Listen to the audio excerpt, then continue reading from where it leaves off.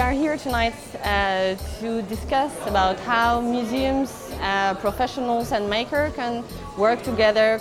Creative Museum, it's a 3 years project aiming at investigating creative practices and maker and museum collaboration. For me, creative practice is really about bringing together people with very different backgrounds. What's neat about this conversation is that we all do it in different ways based on where we're coming from and the institutions and the people that we're working with. The more I work with organizations and the more I work with people solving different issues that they encounter in their life, the more I realize creativity is literally everywhere. There are many interesting ways how you can present collections in the gallery, how you can really invite new audiences to give a new layer of understanding of their collections, a new context.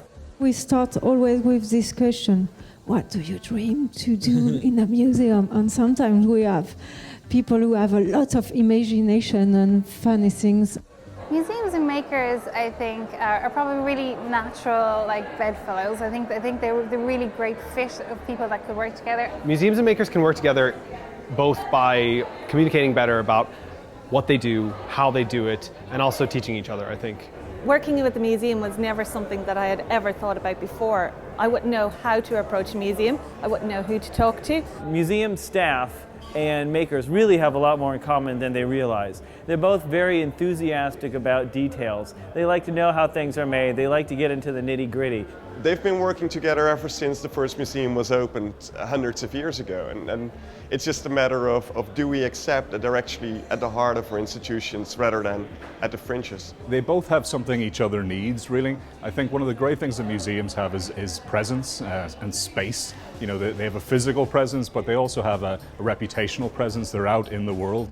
The most popular place in the Science Center is the little corner where boys can tinker with Lego or old radios and stuff like that. They're makers and they're very much part of our museum culture. The maker community are seen as people who it's almost like a philosophy. They're really confident in just trying things out. Makers are tinkerers. They're out there inventing and trying and iterating and experimenting with new ideas. And I think not just museums and galleries, but anybody anywhere in the world can benefit from that sort of approach. I thought it was really powerful when everyone in the event had to make a duck from Lego, and to see the variety of ducks and the variety of mutations that arose from that experiment. If you can get someone into your space, into your exhibition, into your event, making things, not only have they learned something, they've created something. And that's part of the co-creative process, which I think is so exciting about museums in this century.